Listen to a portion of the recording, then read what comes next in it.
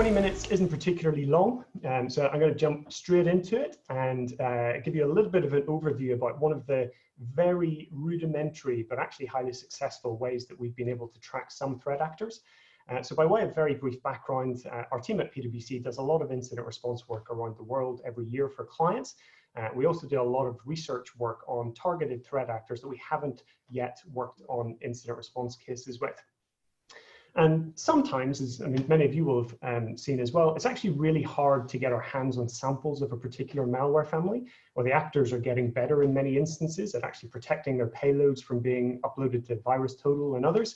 A really good example of that is what APT10 did with their what we call the Hunter module for QuizRRat, which Mandiant called Diljuice, if I remember correctly, and some of the Mandiant team did a great presentation on at one of the last SAS events, which effectively walked a directory structure and brute forced its way through a disk until it found the encoded payload that it was able to run successfully. Now, plenty of those Hunter modules turned up on VirusTotal, but very few of the encoded payloads did. And even whenever they did turn up, they were encrypted with a unique key. So unless you knew the key beforehand, they were quite difficult to design rules for. So while fresh payloads are always really useful, in some cases we simply don't have them. And so one of the things that we were thinking was, how do we actually go about developing additional ways of tracking some of that related infrastructure? And one of the things that we landed on was effectively a very blunt instrument, but it can still be very, very effective. And so we ended up looking at initially some of the ZMAP and MASSCAN implementations for how we could go about scanning the IPv4 space and looking for specific command and control infrastructure. We ended up hitting some issues with that just because we didn't really want to start tinkering frequently with the internals of those systems. And a good example of one that would have meant we had to was the crosswalk implant used by APT41 and some of its friends. That has a few communication protocols, including some really weird KCP stuff that we actually haven't seen used in the wild. But one of them does something quite weird. It actually sets up a proper TLS connection, but then uses the raw sockets with no TLS layer applied to send data back and forward between the victim and C2. And so having to tinker with ZMAP to get that working right was a little bit difficult. So we ended up writing a new framework in Erlang, which is actually really good for high-speed pattern matching. And it means we can actually be quite nimble in terms of what we scan for and how we go about it. The new framework has a couple of interesting things from our perspective. So we can schedule jobs on demand. We can do verification polling. So once we find an active C2, we can check when it goes up and down. We can reprioritize jobs on the fly. And it also means that we can collect and exploit a lot of incidental data. So things like SSL certificates that we would normally have to dip into Census or Shodan for as well. That all then goes into a PubSub message bus, which enables some of our systems to subscribe to different topics of interest. So if we want to watch for SSL search changing or C2 node going up and down, or pump some of that information into Slack, we can do that. And the hope is that at some point in the relatively near future, we'll actually be open sourcing that framework so that other people can use it as well. But as many of you already know, we are not the only ones doing some of this stuff. So Last Line a few months ago published a blog about some of the Winty scanning that they had observed. And obviously they're not the only ones. The scanning doesn't go unnoticed, particularly by security vendors. So quite an interesting read, but actually one of the interesting outcomes is that whenever something like this goes public, all of the researchers whose systems are mentioned all try to find each other and start swapping notes. And so there are a few small but active communities that are focused on this stuff. So if you're doing something similar and you want to chat, do please ping me a message somewhere and let me know. Switching sides is almost exactly a year ago that the UK's National Cybersecurity Centre and the NSA put out a rather mind-blowing report about how Turla had completely compromised an Iranian threat actor, an oil rig in this case, and all of their operational infrastructure. And we're basically able to piggyback on that in order to deploy their own tools into oil rig victims. And in addition to that, the report also documented the stuff that was on screen, which is that Turla was actually using some of its victim networks to scan the IPv4 space, looking for oil rigs ASPX web shell across a whole bunch of different countries. And then whenever they found it, they were able to interact with it because they already had the key material that they needed to successfully issue commands and so on. So there are definitely actors doing this sort of stuff as well. And you've also heard the CTI lead guys talk about some of the vulnerabilities in terms of Pulse and other VPN type things that are exploited in this space. So some actors on the flip side are also very wise to this type of discovery. And just last week, the very wise Timo Steffens also tweeted this. And I tend to agree that he's right. Like the level of rigor in the design and review process, not just for a specific malware family, but across entire departments using dozens of bespoke frameworks in order to limit any sort of external discovery is genuinely really significant. This is also a subtle advertisement for Timo's book. So head over to Amazon and click some buttons. But two such groups who do stick to this sort of no one but us or no bus principle are Equation Group and the Lamberts, both very well reported on by our hosts today, and also not really any surprise that these two are pretty much top of the game on this front. Equation Group had, for example, the pedal cheap implant, which had really robust controls to prevent third-party access and any handshake needed prior knowledge of RSA private key material. And then the Lamberts as well have both white and grey Lamberts that had a similar type of thing where actually the symmetric keys were unique per sample and needed to be known beforehand for anybody that was going to try and scan for them. So anyway, onto a very quick whirlwind tour of some of our findings on the implants that we have been scanning for. First up is SpyV. So back in 2016, our good friends over at Palo Alto Networks documented a variant of poison ivy that was being used in Hong Kong against pro-democracy activists. Subsequent reporting also suggested some of that was being used against traditional 5 poisons targets as well. Now, this variant was obviously a bit more unique than the original, so we thought it warranted a closer look. The main differences in the C2 handshake were actually relatively straightforward. It was basically some bytes before the original handshake, which could be quite long, could be quite short, depending on how they were done. But it also helps having the builder for these, so you can figure out what the server side is expecting. And in this instance, it's actually relatively straightforward. So the initial poison ivy hello was basically 256 bytes of random data. The modified SpyV hello is basically 3 extra sections. So you have n, so any sort of number, then a set of random bytes of that length, and then followed by n by 2 plus the original PyV hello. And the handshake is pretty straightforward. It sends it, the server replies back with an encrypted version. And there are a couple of other, so that's a straight TCP handshake. The builder also has a couple of options called HTTP and LHTTP. They don't really do much other than wrap the TCP comms in an HTTP wrapper. So scanning for this, we can design a really small header. So sending 1 as the first byte, then any byte of 1 length followed by 2, which is the first byte multiplied by 2. So we can send that followed by 256 bytes. We chose to send 256 bytes full of zeros, which means that the return, because it's in ECV mode, the return encrypted version from the server means you can sort of recognize passwords as well. So we've previously brute forced a bunch of the passwords from the data that we were getting back from the C2s. A lot of them all suggest Malaysia, Thailand, Philippines, Indonesia targeting, and other types of other countries around Southeast Asia. So our scanning turned up for this 37 command and control servers in the past 6 months across 19 different ISPs, actually pretty wide variety in terms of where they were hosted. And whenever we then pivot to look at the victimology based on traffic data, I used to really dislike these guys because I originally thought they only targeted countries that were too small for me to color in on a graph, so I had to do call-out boxes.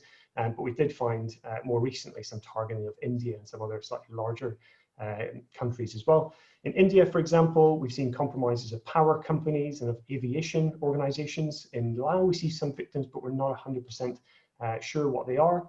And some of the targeting that we've observed, definitely religious in nature, including some systems that appear to be in Vatican City in Italy. And there's potential overlap with some recent reporting on Mustang Panda and Red Delta as well, if you want to go look up some of the potentially related stuff in open source. However, we also find some very clear military targeting, and that actually lines up with commentary in what is a very interesting annual report by the US Department of Defense to the US Congress relating to military and security developments in China, which has this phrase in it. Now, we don't see all of these as victims, but we do see a subset of this and specific military entities in those countries being targeted. So there's a possibility it lines up with some of that kind of regional expansion in terms of PLA military facilities being considered as well. On to the next one, De-Rusby. So for anybody that has worked on Chinese APT, De-Rusby will sound like a very old hat family. And indeed, even the passive version, which listens on a victim for inbound connections from the actor, was blogged about back in 2015 by our friends over at NCC Group in the UK. But despite its age, it is still in active use. We find two known variants of this. There are 64 bytes in the header for both of them, and a couple of calculations done on this to validate a hello packet. The two versions on it, basically a couple of XOR and ROR operations. So version 1 looks for the third D word, matching the first D word XORed by 0 by FFFFFF, which is basically a not in logic operations, and the 8th D word then matching the ROR operation on the first D word by 7, slight tweak in the second one. But actually, if you work that out, you can scan for both variants with exactly the same byte pattern as well. So we've been able to figure out if you start with all A's in the first D word, and then your next 15 all 5s, the calculations work out for both variants as well. Now, because this is a passive implant, we're actually finding victims directly rather than C2s. And so over the past few months, there are 46 victim IPs in 15 countries from this one. And from the victims we've been able to identify, we think they fall into two categories. There are a bunch which just seem to be on random web hosting companies, particularly around Europe. Some of those, having spoken to the kind of peer group that also scanned for this stuff, we know have been there for years, and which just seem to have been in the past primarily used as a foothold for the actor in those regions. The second set is a little bit more interesting, and the implant is definitely used as an access method for intended targets. And so in that cluster, we see a lot of gaming companies in South Korea, and a lot of those I think are quite historical compromises. We see some more recent targeting of multiple universities in Hong Kong and Taiwan. We also see aviation organizations, for example, in the Philippines, and some things like medical research in India as well. But some of the activity can also be linked to real-time world events, as one might expect for actors like this. So back in the 22nd of May, there were some press announcements for an Indian region called Andhra Pradesh, setting up a task force to attract Chinese investment into the region. And there was some discussion prior to that. So back in February, there was discussion about Chinese automotive investment into the same region. But this task force was sort of being mobilized around May and June time. So I've obviously obfuscated the IP address here just to protect the entity. But just 3 weeks later, if you look at the first seen date on the 15th of June 2020, our systems picked up an implant on one of the government entities in that same region who would be involved in some of those types of discussions. It's quite an interesting correlation between where we're seeing compromises and the kind of possible rationale for them.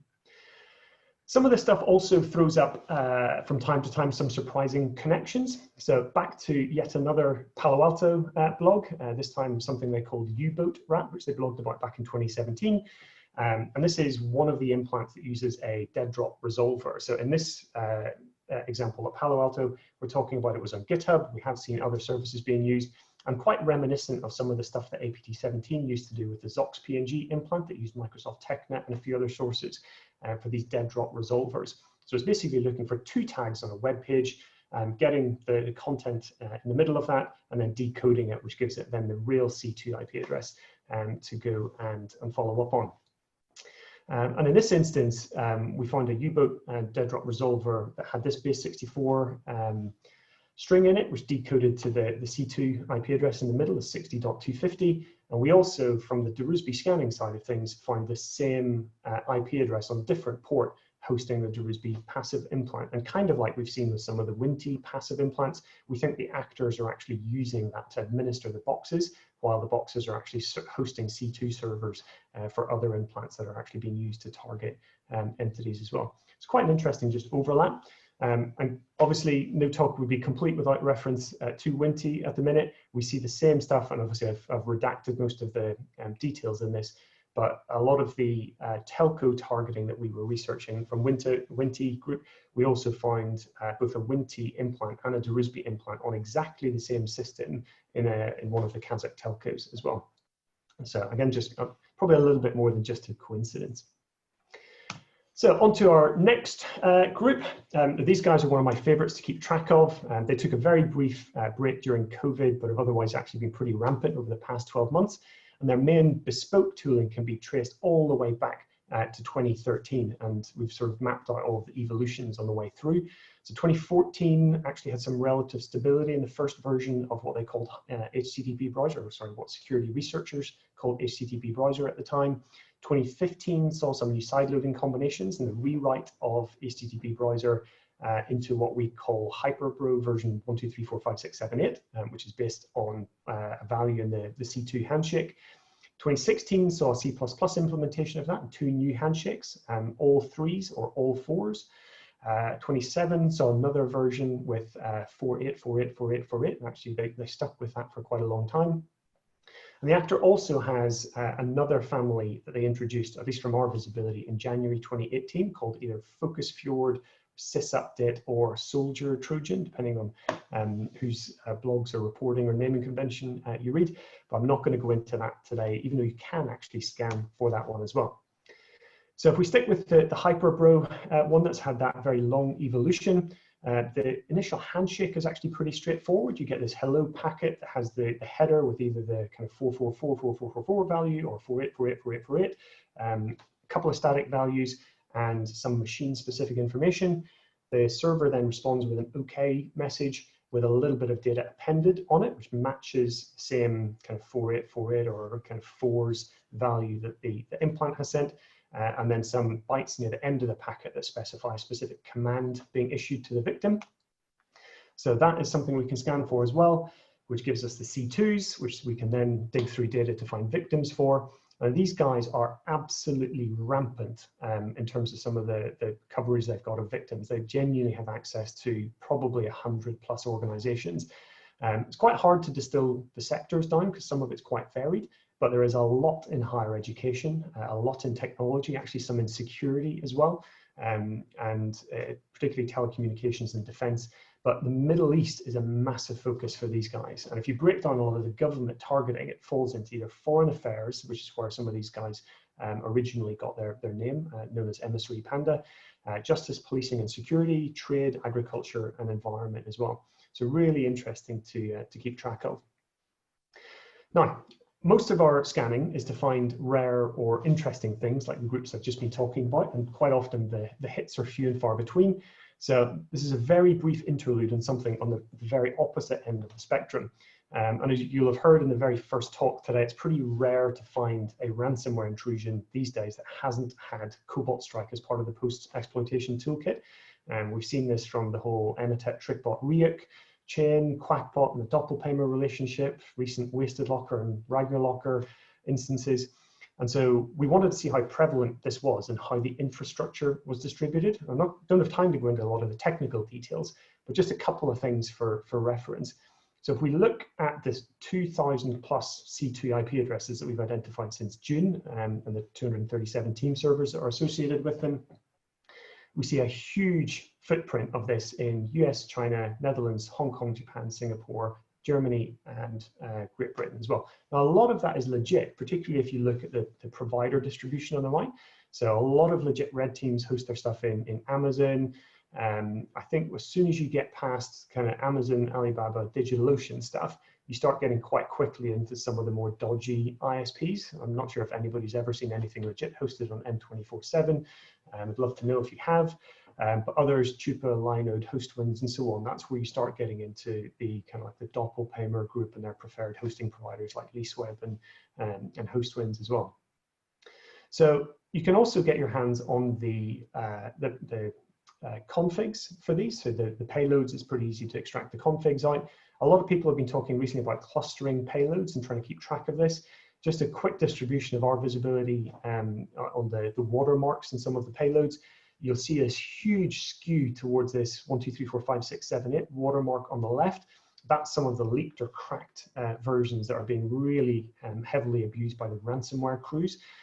But aside from the first kind of 3, where you get these big skews in the numbers, you very quickly then get into much smaller numbers that are much easier to link to specific kind of red teams. or kind of other types of actors as well. But in the ransomware crew specifically, I mean, some of the inhumanity of those groups is astonishing. We've responded over the past few months to multiple incidents of hospitals being targeted directly across multiple continents. We've seen ransomware crews go after charities focused on helping people with learning disabilities, suicide helplines, and so on. So it's actually quite depressing when this is being deployed maliciously. But that said, it's quite fun keeping track of some of the red teams. A quick shout out to the guys at Barclays on this as well.